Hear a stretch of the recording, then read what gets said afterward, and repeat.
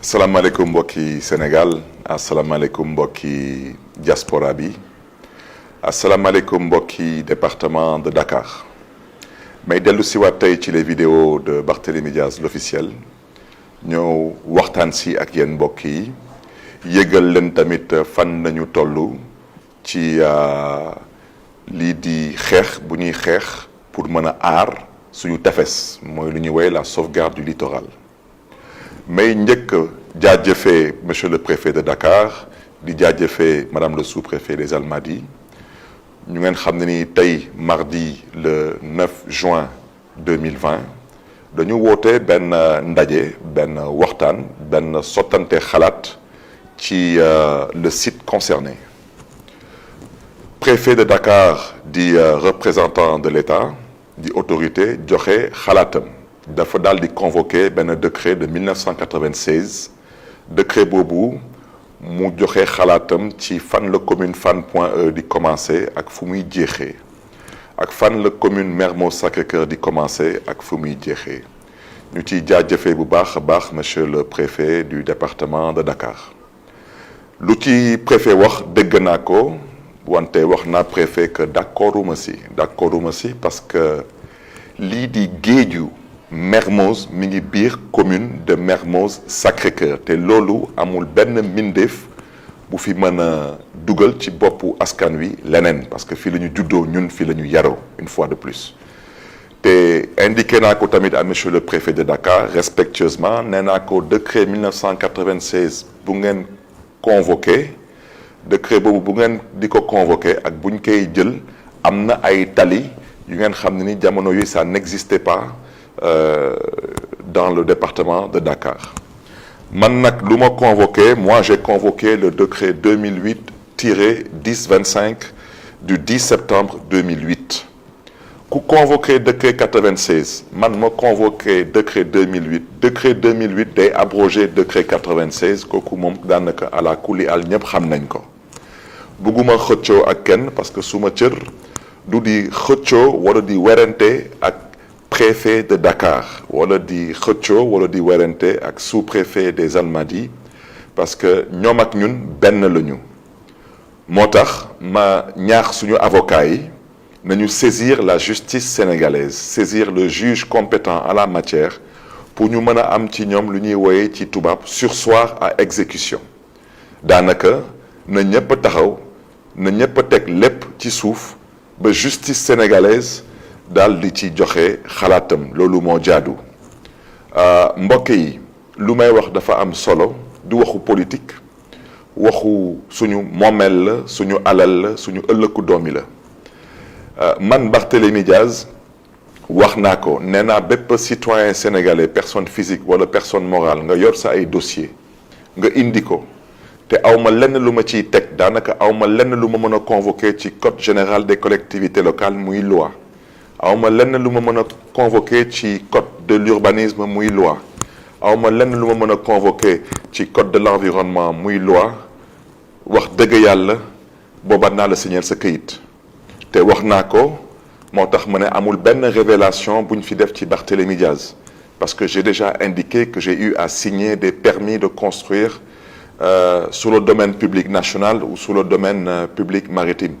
parce que nag ku dem ba am sa wërsëg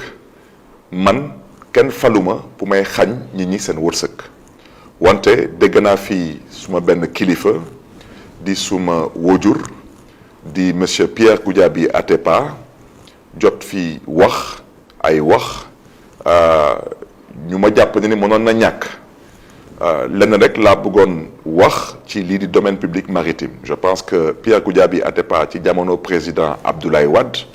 ñun ñëpp xamoon nañ que moo nekkoon le conseil architecte du président Abdoulaye Wade donc moom ci boppam ci domaine public maritime je pense que suñu waxee tey porte du millénaire kooku xalaatu Pierre Atepa la te bu mu koy défendre kenn musuma dëgg ma koy xas parce que mën naa juum wante am naa yaakaar ne ni que particulièrement askanu Médina dañ ci gis seen bopp dañ fay dem di fa féexlu beneen bi tamit tey yéen ñëpp gis ngeen tey am na benn scandale bu rëy bu ñuy waxtaanee ci biiru suuf fii biir Sénégal mooy scandalu Mamel. Mamel dama bëgg tamit sénégalais yi particulièrement Dakar waaye ñu xam lan mooy Mamel ku wax Mamel yaa ngi tudd ñaar benn bi mooy fu am le phare des Mamelles te ñu ñëpp ñu xam ko beneen bi mooy fu ñu tabaxee le monument de la Renaissance kooku tamit monument de la Renaissance boobu jamono yooyu Pierre Goudiaby Atepa moo nekkoon conseil architecte du président Abdoulaye Wade askan wi ñaxtu nañu xeex nañu xuloo nañu tuur nañ seen deret ndax monument boobu ñu bañ ko fa tabax wante tey chacun peut apprécier à sa juste valeur utilité bu monument bi am ci le quotidien des Sénégalais am déet lu ma ci bëgg a wax mooy je pense que ñu ñëpp dañu nar a assumer suñu ay responsabilités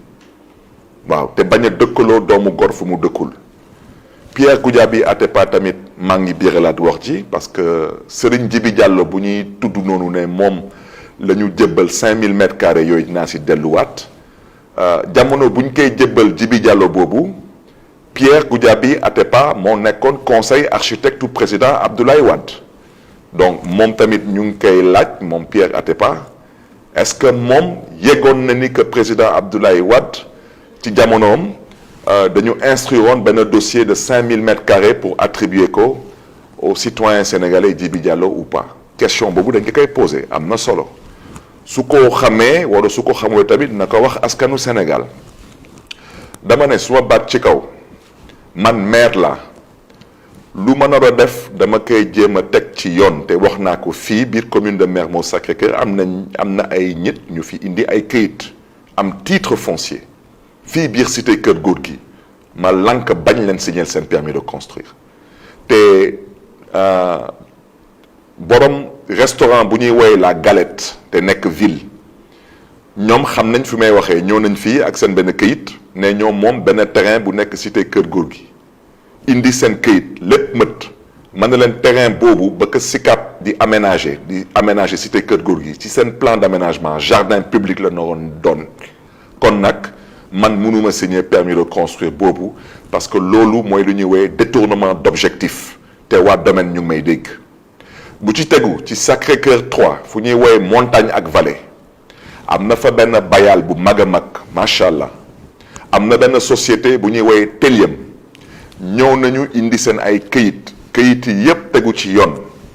ma lank bañ leen signer permis de construire parce que ci plan d'aménagement à l'origine jardin public la woon kon SICAP mënu ko woon jaay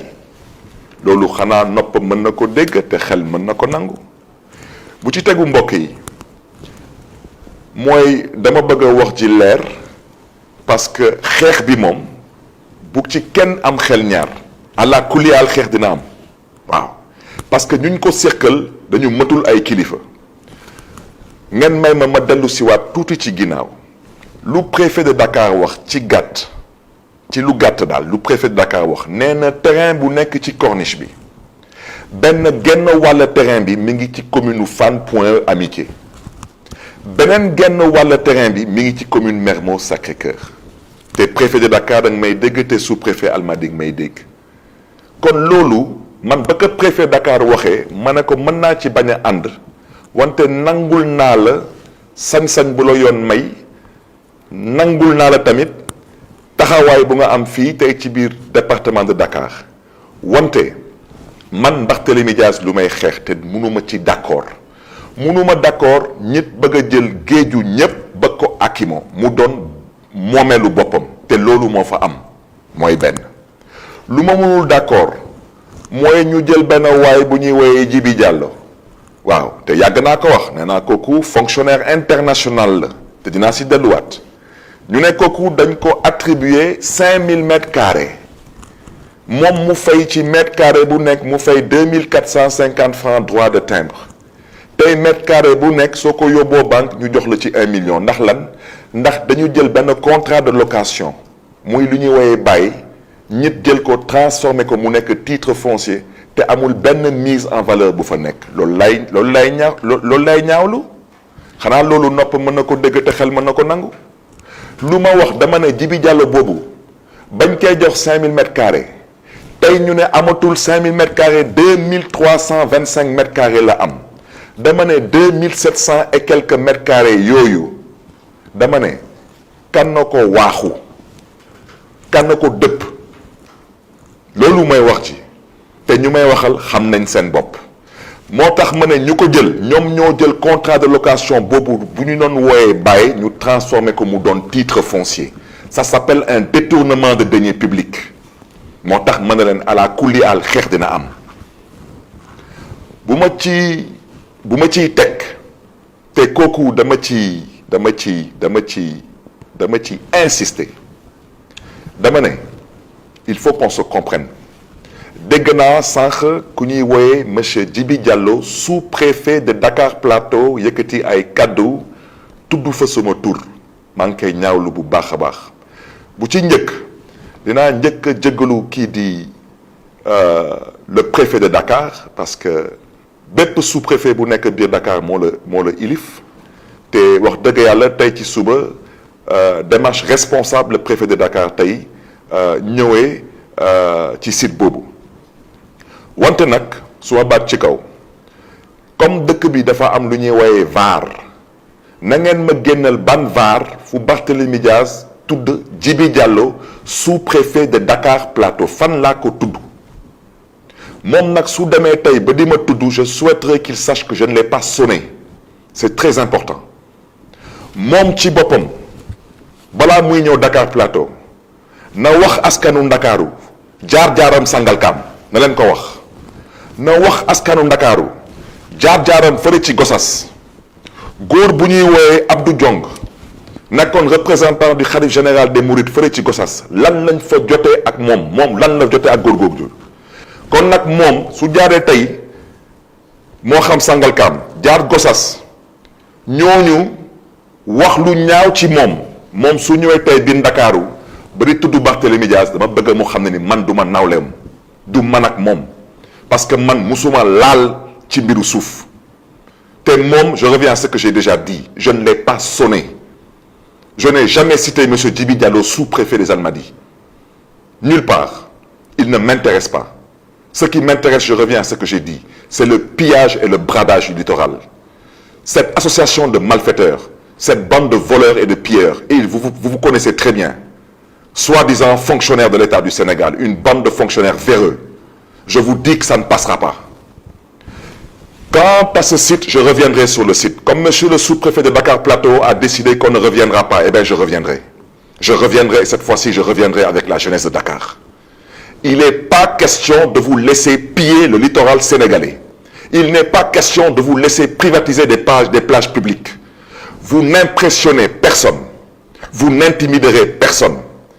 Je suis au regret de vous dire que vous êtes une bande de vermine, des moins que rien. Vous n'avez même pas honte de sucer le sang du peuple sénégalais. Honte à vous qui n'avez même pas honte de sucer le foncier du peuple sénégalais. Honte à vous pour de petites enveloppes. Honte à vous. Sans aucune diversion, chers amis, je reviens à ce que j'ai dit. Nous exigeons un surseoir à exécution sur le site jusqu'à ce que le droit soit dit. Je reviens à ce que le préfet de Dakar a dit et nous le respecterons. Le terrain est à cheval entre la commune de Fann Point E Amitié et de Mermoz Sacré-Cœur dans l'entendement du préfet de Dakar qui a convoqué un décret de 1996 que je conteste. Je n'ai pas dit que j'ai raison sur le préfet de Dakar. Je dis que je le conteste avec un décret 2008-1025 du 10 septembre 2008. À la justice de dire le droit. Je terminerai par dire au peuple de Dakar et à la jeunesse de Dakar, levez-vous, mobilisez-vous. Il y a des choses qui sont inadmissibles dans une république qui se respecte. Inadmissibles. Mbokk yi maa ngi leen di jéggalu si les propos ont pu être assez durs, mais aujourd'hui, force est de dire et de reconnaître que trop c'est trop. Il y en a franchement marre de ce pillage à ciel ouvert. Nous devons nous mobiliser, nous devons revenir à la raison, nous devons faire preuve de responsabilité et nous devons faire preuve de tenue et de retenue. On ne peut pas accepter aujourd'hui qu'une petite brochette de privilégiés pensent être mieux nés que l'écrasante majorité des Sénégalais et veulent s'approprier toutes les richesses de ce pays avec la complicité, une fois de plus, et les magouilles de certains fonctionnaires véreux. Et si ces fonctionnaires ne sont pas contents, ils n'ont qu'à aller saisir la justice sénégalaise et on verra bien ce que leur mécontentement donnera comme résultat. Mbokk yi ñu ngi leen di gërëm di leen di sant jërë ngeen jëf.